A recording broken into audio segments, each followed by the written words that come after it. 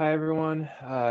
We're probably going to have a minute or two here of people joining. While that's happening, I'm just going to do a little introduction.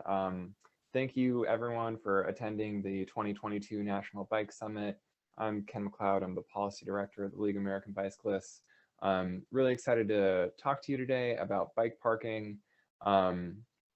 Just going to kind of take some time to let people join at the beginning of this before I give a few slides and introduce our presenters. I want to thank all of you for being attendees at the National Bike Summit, and I want to thank all of our great sponsors for making this possible, with the Lyft being our highest level sponsor. Bike parking is one of those things that is sometimes easy to overlook. So I'm really excited that so many people are joining me here today to talk about it. And I guess I will get into my slides here so that we can get this started. So this session at the National Bike Summit is getting serious about bike parking. I'm Ken McLeod, Policy Director of the League. You can find me on Twitter at KenMCLD. I'm going to be joined by Shabazz Stuart from Oonee and Kristin Bennett from the city of Grand Rapids, Michigan. Just for some housekeeping, this session is being recorded. All of the attendees are muted, so please type your questions in the Zoom chat at any time, and we'll have some time at the end to answer your questions. Closed captions should be available at the bottom of your Zoom screen. And you can find more information about the entire agenda at the summit at bikeleague.org/summit. Hopefully you are in the Whova app where you can also ask questions and interact with other attendees. So we're very thankful for all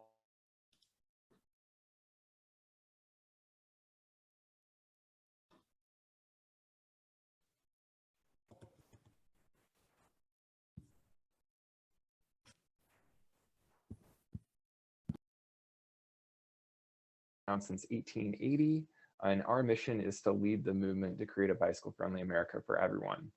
And we have really been emphasizing that everyone over the last few years. And we know that we can't reach everyone without prioritizing equity, which for us is the just and fair inclusion into a society in which everyone can participate and prosper. The goals of equity must be to create conditions that allow all of us to reach our potential, erasing disparities in race, income, ability, geography, age, gender, and sexual orientation. So we have published a couple reports kind of through our work with the CDC and Active People Healthy Nation, one of which is Reconnecting to the New Majority, and the other of which is Benchmarking Bike Networks. And this session was really inspired by that Reconnecting to the New Majority report. In that, we did a nationally representative poll, and we found that the #1 thing that would make non-Hispanic Black respondents to our poll ride more often is secure bike parking. And we saw that this was also highly desired by Hispanic respondents. We know people love to have more bike lanes and bike trails, but it was really a strong indicator of the need to talk more about bike parking to see that in the polling. And this is polling that follows up on our 2013 New Majority report, where we also saw similar strong levels of support for secure bike parking. So I'm really excited to recruit some of our speakers today. And I titled this Getting Serious About Bike Parking. It's not like we don't talk about bike parking. We've had multiple webinars over the last year. But I think it's really important that we continue to push on this issue, and we're going to make bike parking as convenient, as normal, as accessible as car parking is today. So there are many resources on our website that can help you with bike parking. And I'm really excited to be joined by our presenters here today to talk more about it. So I think we're going to start with Kristin Bennett from the city of Grand Rapids, and then we'll follow her with Shabazz, and then we'll have your questions at the end. So with that, I'll hand it over to Kristin.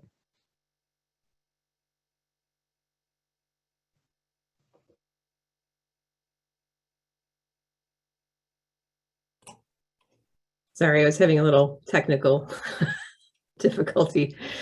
My PDF doesn't want to cooperate, so we're going to have to shoot this from the PowerPoint directly.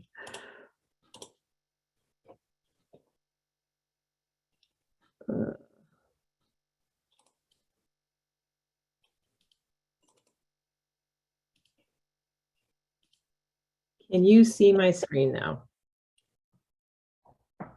I see that you've started screen sharing, but I do not see your slides.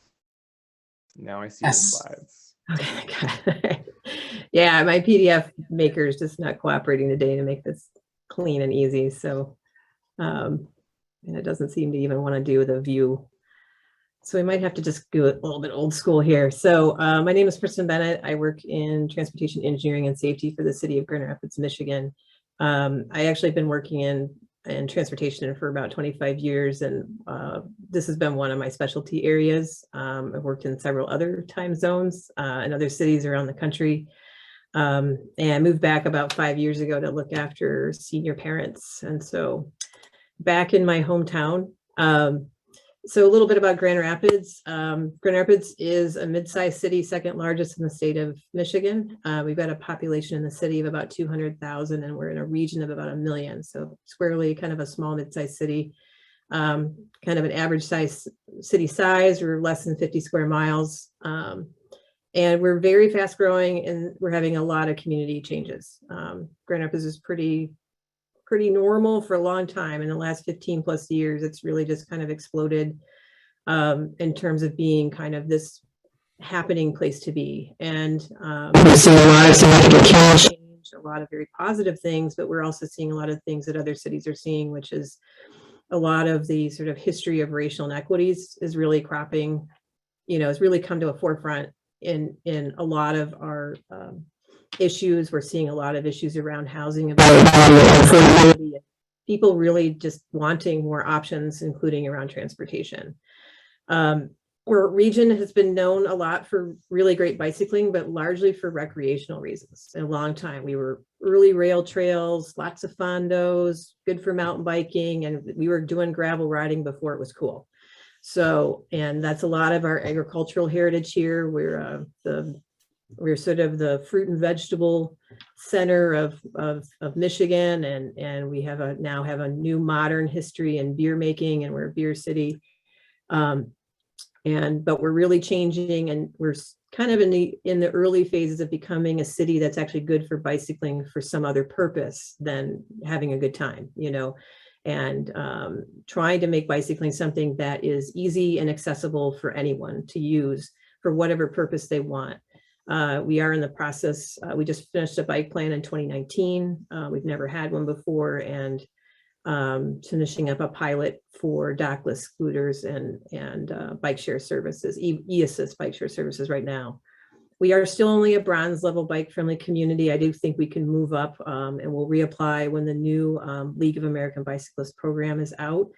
We actually were set to apply, and the program was put on pause so it could kind of update its process. And so we'll reapply when it's open again. And I think that's, we're probably maybe a place that people can relate to, and that we are still trying, like I said, trying to work on being that city that's better for transportation, and especially for people who are interested but concerned sort of riders. The average person, the person who might not be a rider yet, would be interested in doing that. So we've talked about bicycling in Grand Rapids for a long time. Our master plan is 20 years old, and we're just starting the process of redoing it. So, bikes were great, but there wasn't a lot of meat to that. And then we developed a very effective voter approved funding source for street maintenance and street reconstruction. And so we've been incorporating bike facilities in that through a complete streets process. And that's done a lot of good over the last 10 plus years. We have a new strategic plan with a new city manager, and really started to talk about safe and affordable and convenient options for mobility. It just wasn't just transportation by cars anymore. And finally, we've kind of married economic development and mobility in a strategic plan to talk about Transportation and economic advancement and an equitable economic development is often linked together. And so now this is the first time we started talking about things like incentives and actually bike parking. And then, like I said, I developed a bike plan for the city in 2019. And one of the things we found when we went out, this was an in-house, almost no budget plan, but we went out to do that in partnership with a bike share feasibility study. And the big issues were that interested but concerned, we want to ride, but the network isn't stitched together. We're concerned about safety. Motorists make us feel uncomfortable. But the other two big concerns were bikes can be stolen. My bike is going to get stolen, and there's nowhere else to park. There's nowhere to park. And those were two of the top 5 concerns that we found. And this was across the board, whether it was our online survey, all those public events we went to throughout the community. And then we did a series of focus groups with partners within some of those traditionally underserved Black and brown neighborhoods. And it didn't matter where we were. Those two stood out. So we felt like that was something we could tackle, considering the ride facilities are going to kind of happen with street projects. So right now, bike parking has largely been a mix of things. We have a lot of municipal city-owned parking in neighborhood lots and downtown garages, more than a lot of cities. So we have parking in those. We have it in our zoning code, but it's pretty limited to just new development. And so it doesn't really tackle everything that's here already. We will include it in street projects, but only if there's an outside funding source. We can pave it and we'll give you some concrete pads, but only if you can bring the money to buy the parking to put in the right of way. And then we have a number of improvement districts that are funded through what we call tax increment financing. So they're capturing money off their property taxes to reinvest. So the big one is our Downtown Development Authority. This is pretty common in a lot of other cities. And then we have some others that string along various corridors or kind of areas of multiple corridors, but only one of those 6 have a budget that can handle both capital and maintenance. So they're the only ones that really ever had much around bike parking as well. The other 5 are very new and do not tax capture right now for maintenance. So they have stayed away from things that they have to take care of. They've made other investments, usually in how to support businesses. So the result, we've got some bike parking, but it's pretty inconsistent. And what we found too is that it's been very inconsistent the type of parking and the quality and the usability and how it was installed. So bike plan, wrote a whole chapter just on end-of-trip facilities, because it is a really important thing. And as someone, I ride my bike to work and for all kinds of other purposes, it's always a crapshoot what you're going to find when you get there. Are you negotiating to bring your bike in the door because there's nothing out there, or did you not bring 3 different locks to work with the crazy bike rack that somebody thought was a good idea when they were picking it out of a street furniture catalog? So we talked a lot about a lot of different items around bike parking, but our near-term focus has been on how do we address short-term sort of use bike parking in the public right-of-way? How do we establish a program around that? How do we get the whole putting parking in our own projects more streamlined?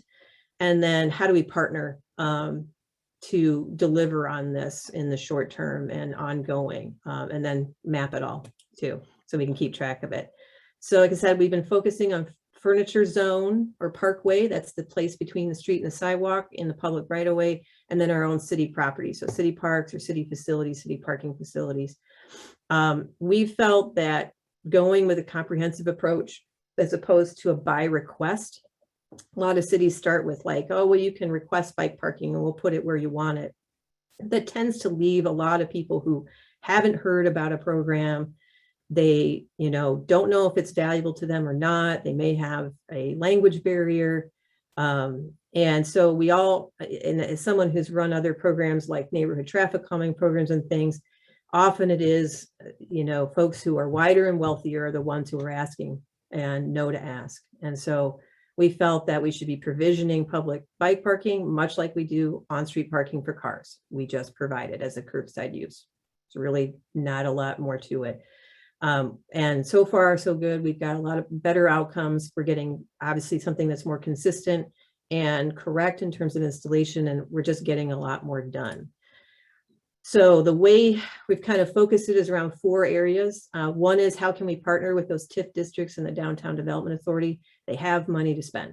So how can we spend their money in partnership with them by bringing our staff expertise, a streamlined process? Because prior to that, if they wanted to put bike parking in, they would have to go in and get encroachment permits and provide all this insurance, and it was just a mess. And they also were buying in small quantities and paying more money to do that. And so if we do it all in one contract, we get better pricing as a city.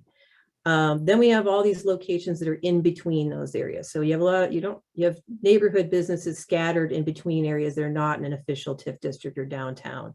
You know, a lot of times they're convenience stores or small neighborhood grocery stores, maybe hair salons or other community services that are embedded in neighborhoods.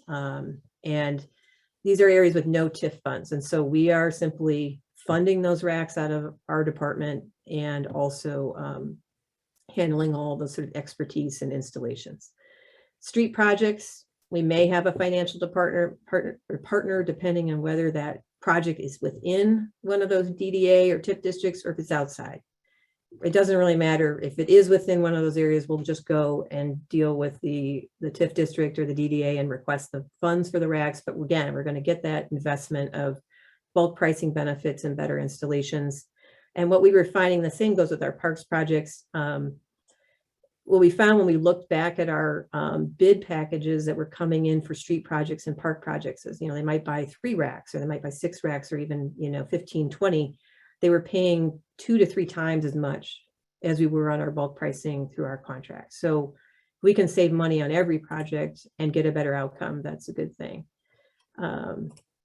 So how do we do this step by step? One is we decided to centralize it all in what's now this new mobility services department. It used to be the parking department. We decided to add some travel demand management and that incentive side of things. And then the department I was in, traffic engineering and safety, was sort of mushed into that, and we were kind of a mobility services department. I have a small budget from late fees on parking tickets, and that goes to mobility projects. And this is one of the things that I've been funding with it. It isn't a ton of money every year, but it's enough to accommodate it. Like I mentioned, we have one contract. We jumped on a contract for transit stop amenities that sort of the other side of my department was doing with our transit agency, trying to get more benches and shelters out at transit stops, again, improving those mobility options. And I just said, can we add bike parking to this contract so it's available? And we've had that available to us now for 3 years. And then one of the other things that's really important in terms of streamlining is that I just added all of our partner departments into the city, as well as those TIF districts. These are quasi-city entities. The DDA and these TIF districts are quasi-city entities. I just added them onto the contract. So we can do all the purchasing and they just pay the bills, and there's no in between. There's not us fronting money and then making requests for reimbursement. We're just trying to take an extra step out of there, which I know our business office staff and both departments and all the departments are happy with. So that's a way to just kind of cut out some extra work. I did hire a contract staff person to do this work because we're in a hiring freeze with the pandemic. And eventually I'm hoping that we'll transition this into someone who manages curbside elements long-term. That's an area that we need to go. There's a lot of competition in the right of way for lots of different things, and bike parking is just one of them.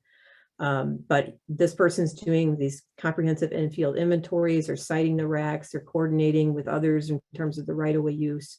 They do the estimating. They're doing that coordination with our partners, and they do as-needed contacts with adjacent uses. We are not asking permission for anybody in front of these properties. We do some as-needed coordination, but for the most part, we've been installing, and people are like, great, thanks for putting something I didn't have to pay for in front of my business.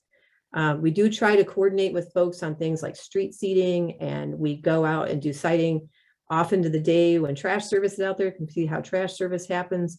But for the most part, people have been pleased. We have been working through the business associations and the neighborhood associations in the area to kind of get the word out that we're doing these projects, and if they have any questions, to contact us. But again, we're just not getting much pushback, and trying to get the word out ahead of time that we're coming in to provide bike parking throughout the city. And this is how we're moving through. Like I mentioned, we're trying to remove all those, or, review all those street and parks projects. One of the things we did change is we found is on streets that we were being redone where we had existing bike parking, a lot of that was just being thrown away by contractors. We've been taken out and just chucked. So we've had it all salvaged back to our yard, and our staff person, our contract staff person now decides what can be used, reused, and what has to be chucked in terms of age. So again, we've been being a little bit smarter from a sustainability standpoint and saving money in that sense. And then our dispersed sites, or those places in between, we've been adding those just periodically, going around trying to find those locations between these districts. And then often they lack concrete in the furniture zone, so we're adding regularly adding concrete pads so we can accommodate these things in front of these neighborhood businesses. And then finally, I mentioned the partnerships with the DDA and our TIF districts. We just started with the DDA because they are the most deep pocketed, and they came to us saying, hey, we'd really like to just kind of have a better way of doing this. But we are now working with all 6 TIF districts. It's just sort of morphed where we just kept reaching out, and now everybody in some way, shape, or form we're working with them.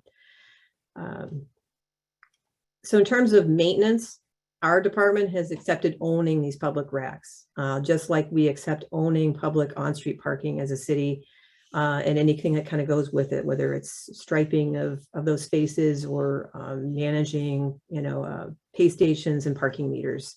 The cost to do that has been fairly low so far. I do anticipate to go up a little bit as we keep adding, but it hasn't been significant. We're not seeing a lot of things like racks being knocked down or hit. It's just periodically that things like that happen. We are going to continue to stay with that contract staff model and the vendor that we have for now, because that's what we can do. I think hopefully in the future, we can maybe make that staff person a real staff person instead of just a contract staff person. But I do think we'll maintain a vendor, and we have a local vendor who makes bike parking and installs it. And they're a minority owned business that's local. And so it's a good relationship, and it means local jobs. We are in the process of trying to develop some more internal workflows, and like the Publix or 311 scripts, if someone calls to alert us that something's happened to a bike rack, that there's an actual flow that's clean. And then we need to develop an abandoned bike policy as well. As we have more racks, we'll likely see more bikes that might be left behind. And so need to have a process for that. We have a few caveats. The DDA is continuing to fund everything. They just have us do the work. They have the largest number of racks, and they also like stainless steel racks, and those are like 3 times as expensive. So, and then folks with logo racks, we have one district that likes logo racks, and they like everything in orange. So they just pay some price differentials, and that's a very reasonable partnership. And we don't maintain the racks that are installed by developments. They often are kind of specially. So those go under their own encroachment permits, and then, people who want to do something that's different than the regular. So accomplishments to date in the last roughly 2 years. Downtown, we've added 154 racks with 80 pending. This summer, another 72 within our TIF districts. I know there's more pending. I just don't have a clean number right now, but I wanted to say how many we had in there. We've done 54 with some recent street projects, and 18 with a park, with actually just in one park. We have other parks projects. We haven't tallied up the racks. But this is one that didn't have an upcoming park project for rehab and really desperately needed parking. It's a very large destination park in a traditionally Black and brown neighborhood that there was none there. And so we came in and just purchased racks with our budget and put them in there. So we have close to 600 new parking spaces that we've managed to complete. It's been going well. The DDA has just told us last week they'd like to have us spend another $30,000 of their money to keep expanding bike parking in downtown. And our West Side district, which is almost as large as downtown, it covers the entire near west side of the city. It's very large. We have a university campus down there. They now would like us to evaluate their entire district area for bike parking investments. So they were the last one. It's kind of the holdout to work with us, but they would like us to look at everything. I think they saw what was happening in other areas and saw the benefits. So I want to bring up one project that's kind of unique. 2 of our newer TIF districts in kind of underrepresented or underserved areas had been sort of gifted some federal community development block grants by our city commission, which is very generous and we all appreciate it. But when you provide some groups that are all volunteers that don't have staff with federal money and expect them to spend it, it's very complicated. And I happened to be reviewing their minutes and noted that one of them was actually considering turning it back in because they had no idea how to spend this money and accomplish this work. So I reached out to the person who oversees the TIF districts for the city in our economic development department, and we worked with them and said, why don't we bring this relationship to this project? And so we are spending their $90,000 in their two areas, bringing our staff expertise and our project management to the process. And something that sort of stagnated for about 2 years, we should be done by October of this year with another 200 and some bike parking racks within these two districts. And for the most part, they have almost none right now. And so this will be a major improvement in terms of accessibility to these businesses for patrons and for people who work at these businesses. So we're hoping by the end of this third year, we'll have over 1,000 new bike parking spaces and just kind of keep this going. So as I noted up earlier in my presentation, this is just part of that end of the trip solution. So I want to transition to Shabazz, and they can talk about kind of their really unique approach to bike parking that they're doing right now. So I'm going to stop sharing and go to the next session. Yeah. Hopefully, Shabazz, you can unmute yourself. Thank you so much for that presentation, Kristin. It's really cool to go from like the request model where it's very one-off to this more comprehensive approach where you're just providing it. And there's already some good questions in the chat, and many of them are wondering about secure bike parking. So that is a perfect setup for Shabazz. And yeah, I'm trying to share my screen. It's not, I'm trying to see if my Zoom is cooperating here. I don't see your screen share. I'm having a little bit of trouble. Would it be possible if for some reason it's not, I don't see it populating here in terms of the screen share.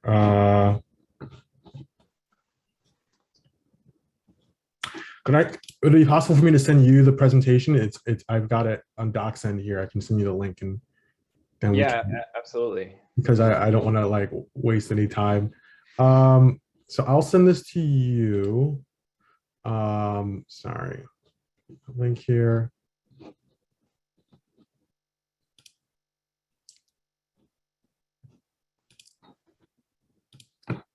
Sorry. Okay.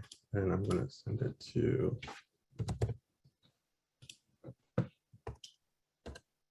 You want me to cover some questions while we're dealing with our tracker? Yeah, we have a minute or so before. Yeah, I'll make I just sent Ken the link, so you can open it. This is our real estate presentation. I did have some photos that I was going to go along with it. What's included in the real estate presentation are renderings mostly for a new generation of infrastructure. But we do have stations that are in service now, so I'll talk about those as well. So, my background is, as someone who came to cycling relatively later in life, in my 20s. I don't know how to drive a car. I live in New York City. I was born and raised in Brooklyn, and I still live in Brooklyn. And most of my experience with transportation, as a result, came from either the perspective of a pedestrian or the perspective of a strap hanger, what we call people who ride the subway. And I began to ride for transportation in Boston during college, and then I came back to New York City and became a regular rider as well. And I had 3 bikes stolen in a period of 5 years, right? They were all locked securely on bike racks, but I would go to work. We didn't have any sort of bike parking facility formally inside the building. I would leave it on the rack outside of the building. And, one day, of course, I came back and it wasn't there anymore, right? So there goes $1,000. Did that a couple more times. And then I figured out that you know, if we're ever going to, if we're ever going to get cycling over the hump, right? If we're ever going to achieve a significant share of modality in communities like New York and in Grand Rapids, we have to tackle this problem of the lack of class 1 secure bike parking, right? We have solutions for people who are going into a space for an hour or two. What if you're going into a space for 8 hours? What if you're going home? What if you're going to school?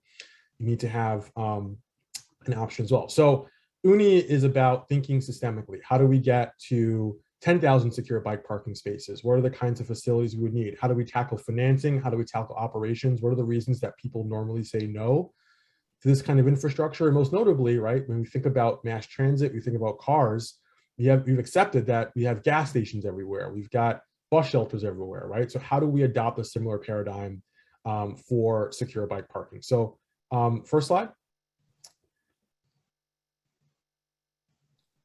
So, you know, when we think about what Oonee actually, well, look, these two are related, but when we think about Oonee actually is understanding what the traditional barriers are, right? We've got, when you go to a city and say, how come we can't take secure bike parking seriously? You hear about financing, you hear about design, right? It has to look good. You hear about the operational component, who's going to operate this? And those 3 or 4 things, right? How are people going to use this? What's the user experience going to be like? Tend to disrupt or defeat most ambitious bike parking plans, right? We tend, you know, racks are one thing. You don't have to operate racks. You kind of just, you know, set them and forget them.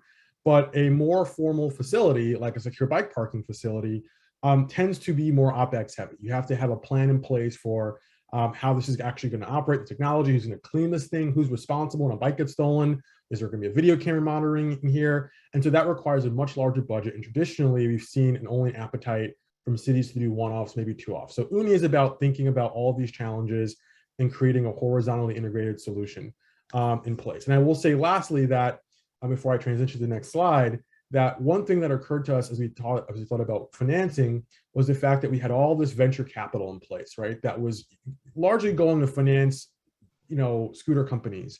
And there is money in place to finance these kinds of solutions. We just have to create a business model that is defensible and justifiable. So next slide, please. I think you guys all know this. Cycling since the year 2000 is seeing a triple-digit increase percentage in terms of percentage across the board. The demand is there, the appetite is there, but when it comes to, next slide, when it comes to the experience, the overall experience that people have in relation to their bicycles, it's painful because 50% of all active riders in cities experience bike theft. Here in New York, it's 1 out of every 4 households.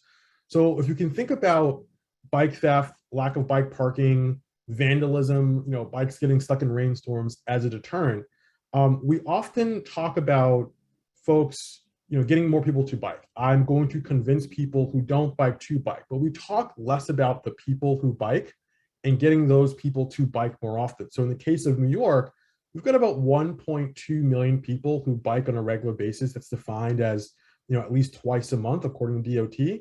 But a big part, you know, the city's about 9 million people. A big part into getting more bike trips is getting those people who bike once or twice a month to bike 10 times a month.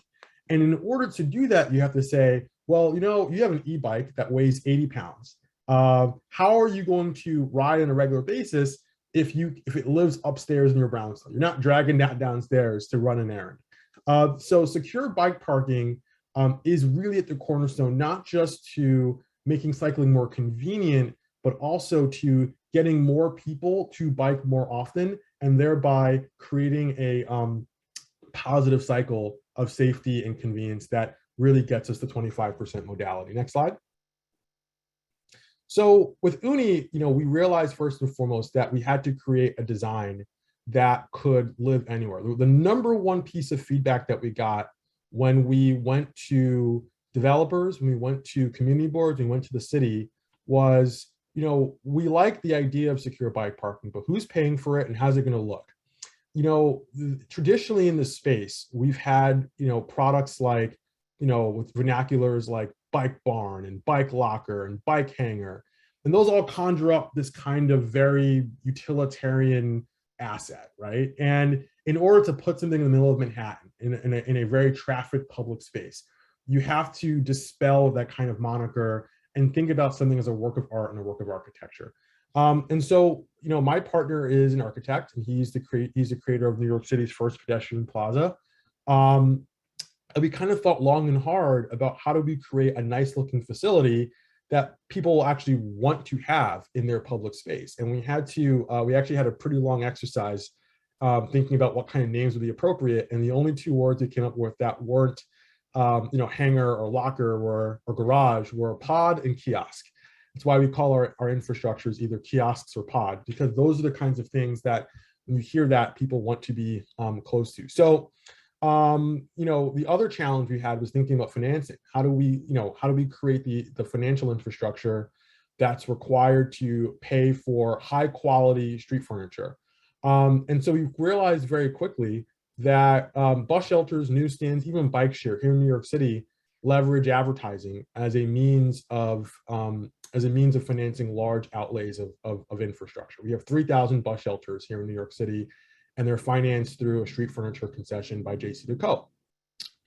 Let us adopt that model for secure bike parking. And so you see here, we have a digital screen on the side, which allows this facility to be free and for us to maintain it at no cost to the city or the property owner. And in fact, to give the city a revenue share. So this is revenue positive. Next slide. We have several types of units. Again, Oonee is a system. We work with cities to create bike parking systems. So in order to make a system work, we have to meet demand for low density solutions, medium density solutions, and high density solutions. So the mini, which is our curbside form factor, holds 6 to 10 bikes per mini. You can double them up for 10 to 20. The pod holds 20 to 60 bikes. These are all expandable, so the pod is modular. And then next slide. This is a little bit how the pod works. We put a lot of thought into a high fidelity design when it comes to streetscape furniture, best practices and whatnot. But next slide. The hub is our in-building facility, and we work with developers as part of the city's ULURP process to pay for high quality Dutch style facilities at their own cost. So, and I know we're running short in time, so I'm going to truncate the rest of my comments, but generally, our job is to figure out how to create high quality infrastructure, taking advantage of basically what's called value capture, right? We're used to hearing about value capture with respect to transit, right? The idea you can finance transit based on the appreciation in real estate value that you're creating with that transit line. But we can do the same thing for secure bike parking systems, right? If we are going to put a secure bike parking facility on the street, how can we capture the value of that real estate? Well, we can use advertising. We can use the spectrum of additional products, goods, and services that are provided to that facility. In building, here in New York, we've got developers across the 5 boroughs who are seeking zoning exemptions to build taller buildings. And this is case in practice across the nation in the largest cities, right? I want to build a 15-story building, but zoning only allows for 5 stories. So I go to the city council and I say, hey, I want an exception. There's a process called ULURP, the Uniform Land Review Process. And as part of that process, developers say, I'm going to assemble a community benefits agreement, right? A CBA. And I'm going to build things like an elevator or cheap retail to basically appease the community in exchange for my zoning rights. And this has been going on for years, right? And our approach was, hey, if you're going to build these high quality, MTA elevators, transit elevators, why can't you build public secure bike parking that's free to use for the community? And developers had never been asked this question before, but we started asking developers about a year ago. And now we've got 4 that are planned, 2 under construction right now, because developers look at secure bike parking as something that's really low cost for them to provide. In fact, they have to provide private bike parking for their residents anyway. So this is just really an enlarging existing facility. And it's very popular with communities and with transit advocates. So I'm going to end our presentation there. I know we've got some questions, but I think I think it just helps explain our approach, our policy forward approach to metastasizing high quality bike infrastructure. And again, we're running low on time, but I want to open up the floor to questions. So I'll yield the floor, and thanks for your time. Yeah, thanks for sharing that. And it just looks so incredible through the design, and I'd love to have one of those in my downtown neighborhood in Roanoke, Virginia someday. So I have had my slides up. I haven't seen the question chat stuff that well. I don't know if my colleague Anna has any chats that she wants to bring to the forefront. I see a lot of questions there. I can do, some of these are Spitfire, and I can answer them in the chat as well. I don't have to. Okay. Yeah, a lot of the questions Kristin was able to answer directly in the chat, which was great. But a lot of them did revolve around like maintenance and like snow removal in the winter time. Sure. I can start with those right now. Oonee is a concession. We do everything. Again, like this is not a new model. Here in New York City, we have 3,000 bus shelters. We have 1,700 city bike stations. The concessionaire handles all elements of operation. So I see here, comes to snow removal, maintenance, homeless people in the facilities. We've never had a case of an in-house person in our facilities.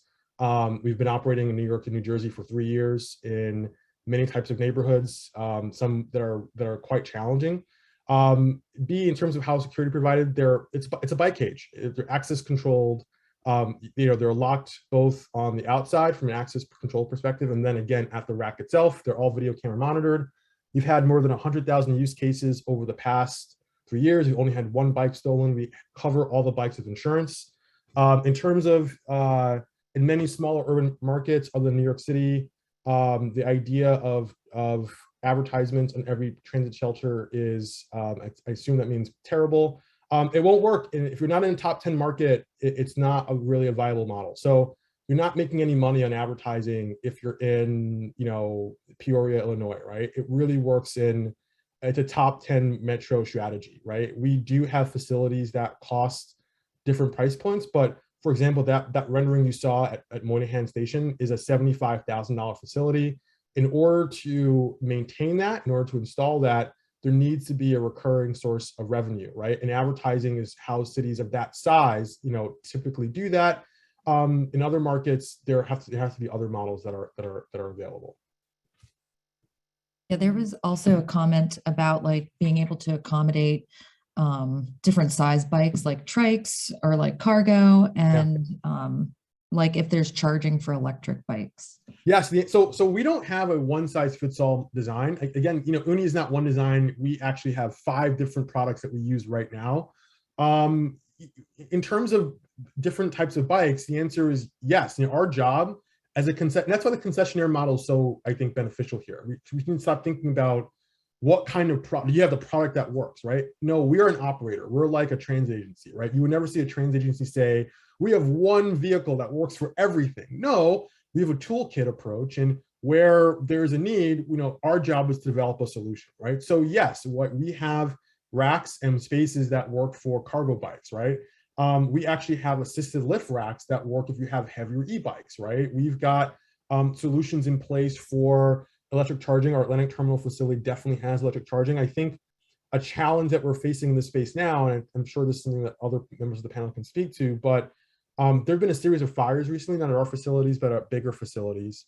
And one thing we have to confront now is the operational challenges of battery fires, right? And so we're doing some evaluating there for our next generation of facilities. We have to turn off our charging over the winter temporarily. We're going to re-engage that for the spring. But e-bike charging has now become a lot more complex with the emergence of batteries of different designs and qualities. Yeah, I'd love to hear from Kristin if that conversation about cargo bikes, electric bikes, providing charging with parking has happened in Grand Rapids, or what your thoughts are about that. Yeah, I added some stuff in the chat just with some dimensioning, because we've, my own boyfriend rides an extended bike, and I use it sometimes as well. So having a longer wheelbase bike, or if you're using one that has you're using a tag along or a child trailer or a cargo trailer. I use my dog trailer as my grocery getter. So, having that space. So a lot of the racks, we've gone, if we do have generous furniture zones, we're spacing everything at least 4 feet apart and keeping them, a lot of the racks show like, 36 inches. Yeah, you're like squeezing in there. to do that. And so we're trying to do a minimum of 4 feet if we've got like rows of racks together. But a lot of times our furniture zones are narrow enough that we really just have to be parallel with the street. And so we're trying to create as much space in between those so that pretty much any rack could be used with an extended bike. And we're trying to keep it where there's still enough space so we're not crowding that sidewalk, but we're often in, you know, furniture zones that are 4 or 5 feet wide. And so we're just having to go parallel, but we're recognizing that more people want something that has room for that longer bike. We don't have a percentage requirement yet, but we're just kind of, especially if we're in front of things like places we know that people may take kids or may take trailers, like libraries, grocery stores, sort of item, you know, those locations. So. And then as far as the e-charging, I kind of noted we have it recommended. We probably will go after that first in our city parking garages because that's where we have employees parking long-term as well as residents. So, and we do either bike parking cages with electric ways to charge in the side of those, but the street side conversation will probably come along with amenitizing for shared micromobility. Can we find a tool that can accommodate more vehicles than just some proprietary vehicle that a shared micromobility vendor has?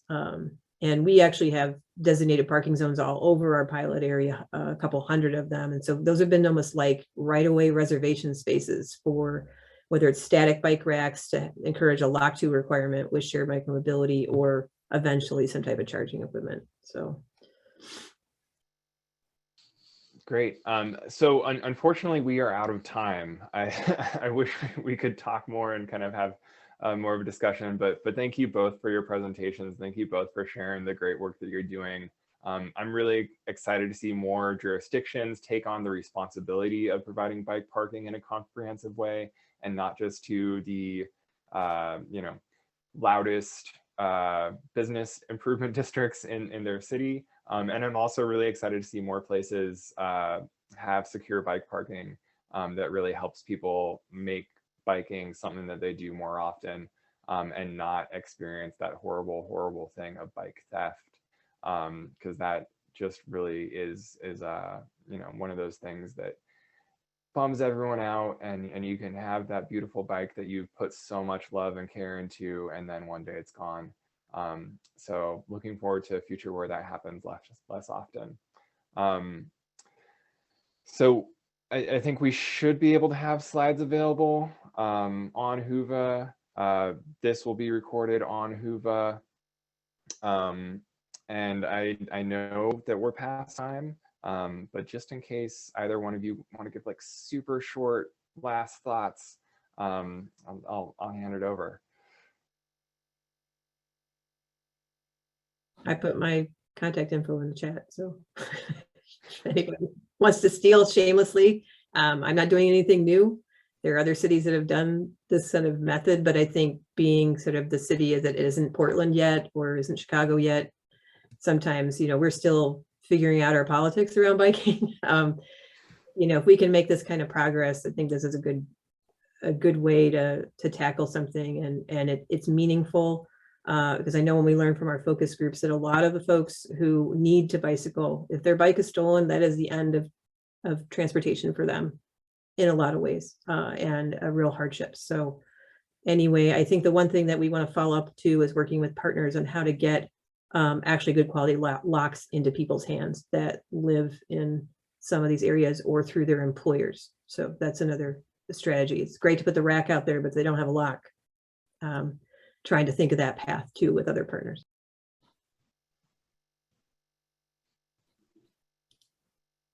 Shabazz, any last thoughts? No, look, I think that there's no reason that good, secure bike parking infrastructure can't be as common as gas stations or as bus shelters or as any sort of transit facility, right? And I think in order to, I think it's apt that this is called getting serious about bike parking, because I think in America we haven't really been serious about bikes as a mode of transit. Bicycles, if we're going to think of this as a competitive mode of transit, then we have to stop regarding cycle parking as a nice to have and a must have. It is completely ancillary in a context of any sort of urban area to think about end of trip and beginning of trip facilities, right? You can't have a mode of transit without think of ending of trip, beginning of trip facilities, right? And that's all we're advocating for, is adopting that tried and true paradigm for bicycles so that these two can become a serious and reliable mode of transit. Love it. And with that, thank you for everyone for sticking around a little bit over time. Really excited to have everyone at the National Bike Summit. Thank you, Shabazz. Thank you, Kristin. And really excited to see everyone over the next couple of days. So have a great day, everyone. And look forward to more people getting serious about bike parking.